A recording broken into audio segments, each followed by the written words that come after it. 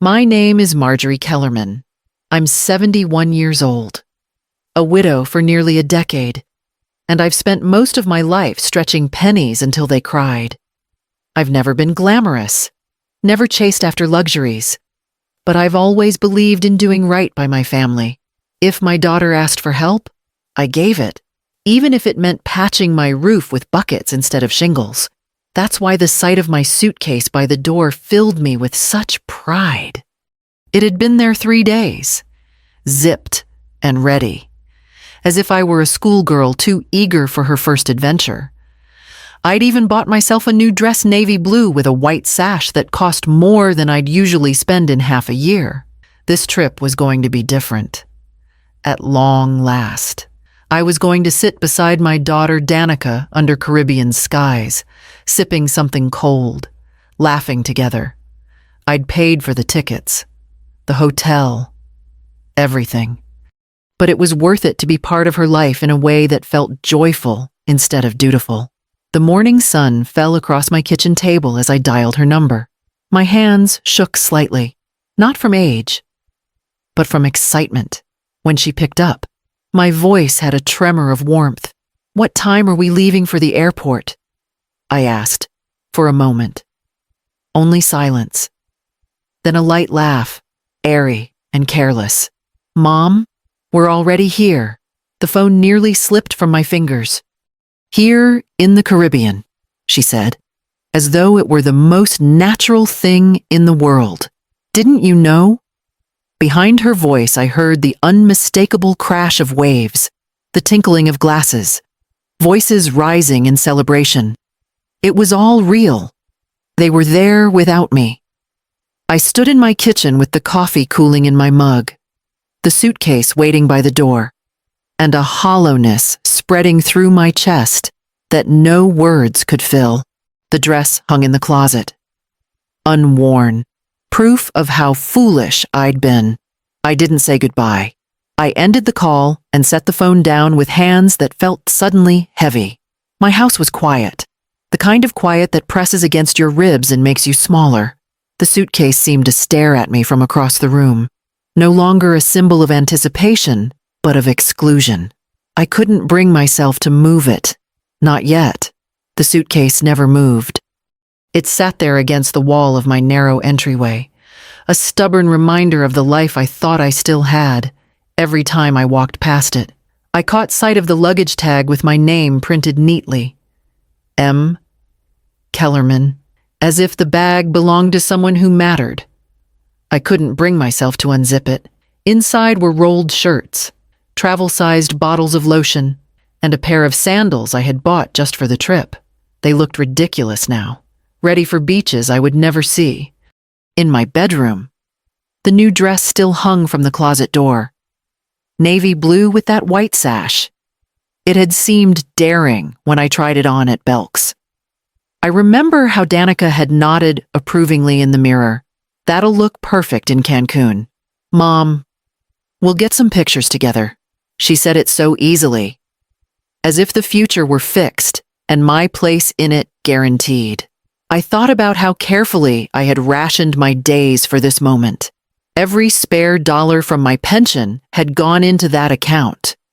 I skipped fixing the roof where the rain seeped in each spring, telling myself a week in the sun would feel more important. I settled for secondhand chairs, their stuffing poking through the fabric, while I sent Danica money to help with her mortgage. I gave up on replacing the broken oven because she said the flights had to be booked fast before the prices rose.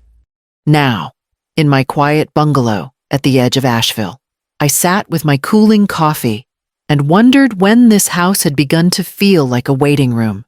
The peeling paint on the window frame, the hum of an old refrigerator, the steady drip from the kitchen ceiling when it rained. Those were my companions.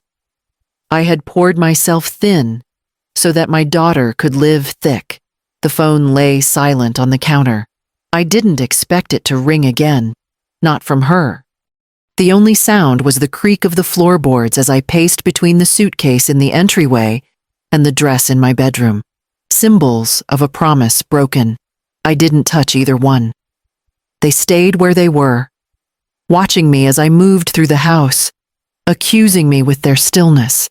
The suitcase and dress were fresh wounds, but they rested on scars that had been forming for years. My daughter's voice had always carried a certain sweetness when she needed something, an almost musical lilt that made me want to say yes before she finished asking. I remembered the day she got engaged. Danica had shown me a ring she loved in a boutique in Charlotte, one that cost more than I'd ever spent on anything that wasn't a house or a car. It's the one. Mom. But we're short. I didn't hesitate. I opened the small cedar box that had belonged to my own mother and lifted out her pearl necklace. I sold it for half of what it was worth and handed Danica the cash. The look of triumph in her eyes was dazzling, though I told myself it was gratitude. Not long after the honeymoon, she called again, just this once. Mom, my credit cards are out of control, and if I can pay them off, I'll start fresh. I drained my savings account and mailed her the check. That winter, I lived off ramen and canned soup, telling myself it was only temporary, that helping her meant she would stand stronger on her own. But the calls didn't stop. Each one came wrapped in urgency, delivered with that familiar refrain, Mom, you're the only one I can count on. 3 years ago, she asked me to co-sign a mortgage for the bigger house she and her husband wanted. We'll make the payments, I promise. You won't have to worry about a thing. I signed the papers with a shaky hand. My pension now tethered to their ambitions. That first winter after the mortgage, the furnace in my little bungalow quit for good. I slept under 3 blankets and wore gloves indoors, waiting for spring to come. When my doctor advised tests for the chest pains I'd been ignoring, I nodded but never scheduled the appointment. The copay alone was more than I could spare. Sacrifice became routine. Each decision a small cut. Each request a chain link. And every time, I convinced myself it was what mothers did. Mothers endured. Mothers gave. Until giving was all I knew how to do. The suitcase in my hall wasn't the first symbol of betrayal. It was only the loudest. It was Clara from next door who first cracked the surface. She caught me outside one morning, both of us sweeping pollen from our porches.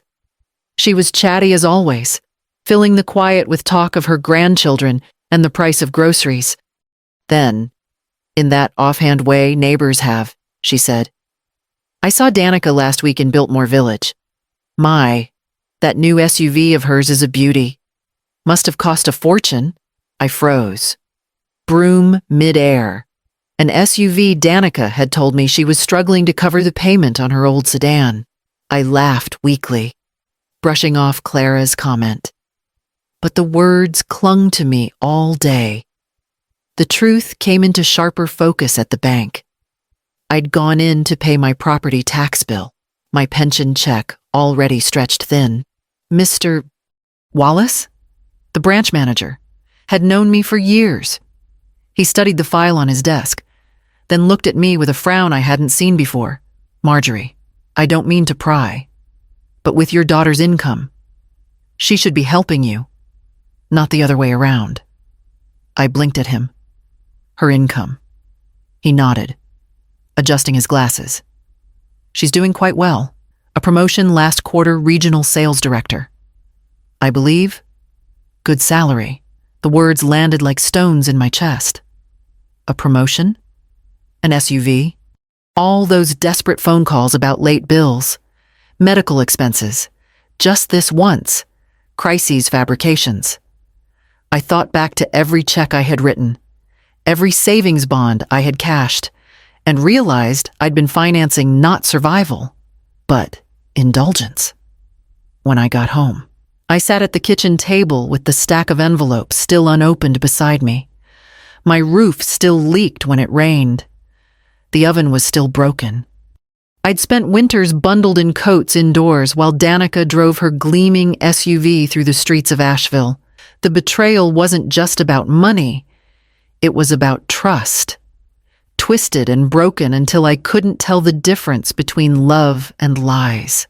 Every sacrifice I'd made had been built on a foundation of deceit, and the awful part was, she hadn't even tried very hard to hide it.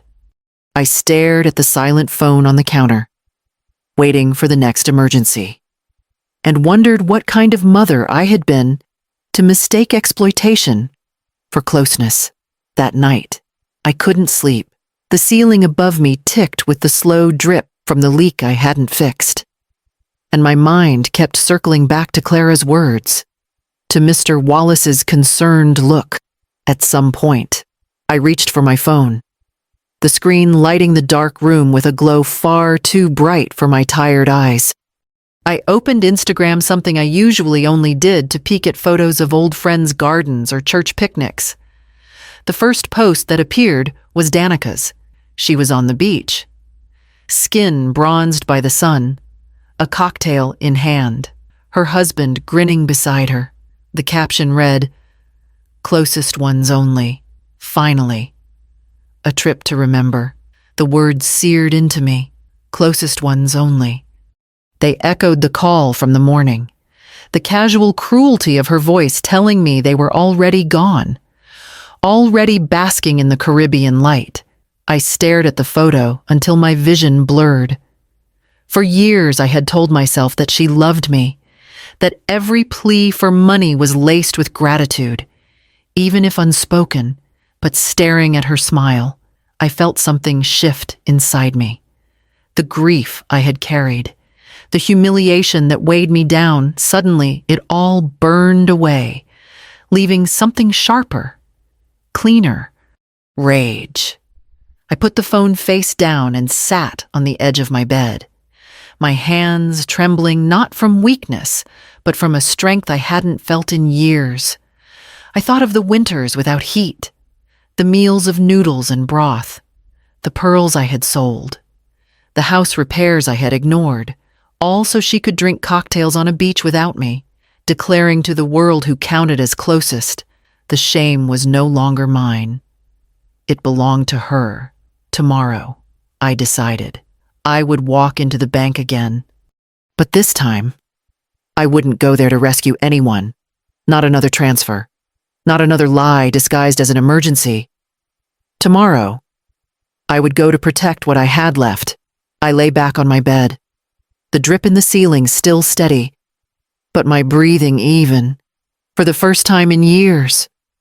I wasn't waiting for my daughter's call. I was waiting for morning. The next morning I dressed with unusual care. Not the navy dress that still mocked me from the closet, but a simple blouse and slacks, pressed as neatly as my old iron would allow. The walk downtown to the Asheville branch of First Carolina Bank felt different than it ever had before. For years, that building had been a place of surrender where I signed checks, authorized transfers, and emptied savings, all for the sake of keeping my daughter afloat. Today, it would be the place where I took myself back. Inside, the air smelled of polished wood and toner ink. A young teller greeted me, then led me to a small office where a plaque read, Eitan Morales, Senior Financial Advisor. He rose as I entered. A man in his 40s with kind eyes and the posture of someone used to listening more than speaking. Mrs. Kellerman, please, sit. How can I help you today? I folded my hands in my lap to steady them. I need to make changes, big ones. He waited patiently as I explained.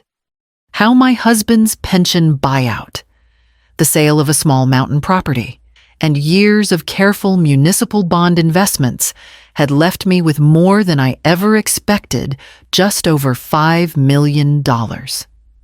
Money I had intended as a legacy, a safety net for family. Money that had become my daughter's private reservoir, drained by excuses. I want every automatic transfer canceled, every linked account removed, I said, my voice firm though my chest thudded with nerves. And I want a new trust established, one that only I can touch, and only here, in person. Aiton studied me for a long moment before nodding. That's not difficult. Mrs. Kellerman, but may I say, I think this is the wisest decision you could make. As he drafted the documents, I signed line after line, each stroke of my pen feeling less like paperwork and more like reclaiming breath, with one final signature. The chains of obligation loosened when I stepped back onto Patton Avenue. The autumn air felt brighter, the mountains clearer against the horizon. For the first time in years, I didn't feel hollow walking out of the bank. I felt lighter. The money was mine again, not to hoard, not to waste, but to protect. And for once, I hadn't needed anyone's permission. It didn't take long.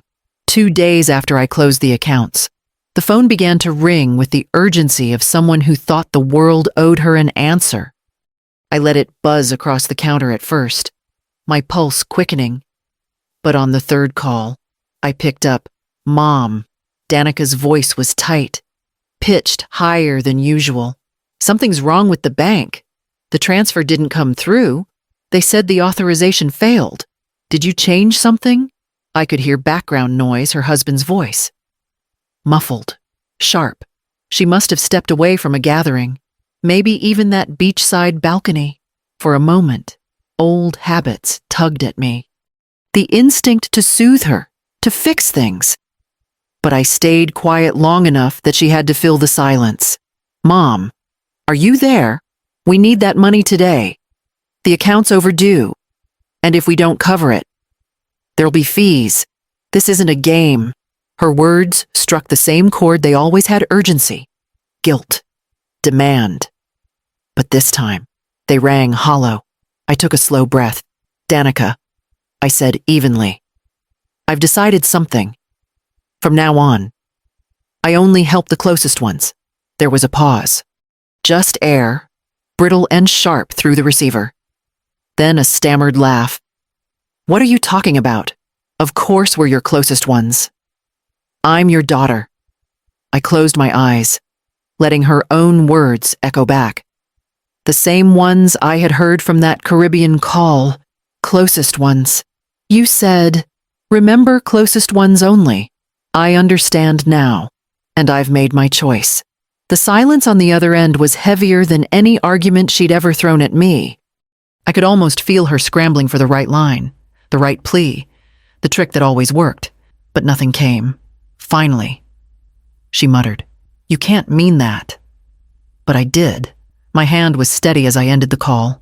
The phone lay silent, a stillness that felt like victory. I had repeated her words, returned them polished and final. For years, she had silenced me with need. Now, with a single sentence, I had silenced her. The letter arrived on a damp morning, tucked among grocery flyers and utility bills. It bore the seal of Buncombe County Court. My hands trembled as I slit the envelope. But it wasn't age, it was anger. Danica had filed a petition to have me declared incompetent, unfit to manage my finances. By the time I met with the court clerk, Clara was already at my side. She had watched me struggle through winters without heat, had seen the buckets catching water from my leaking roof. "You've got proof," she said firmly, "and you've got me." The hearing was set for the following month.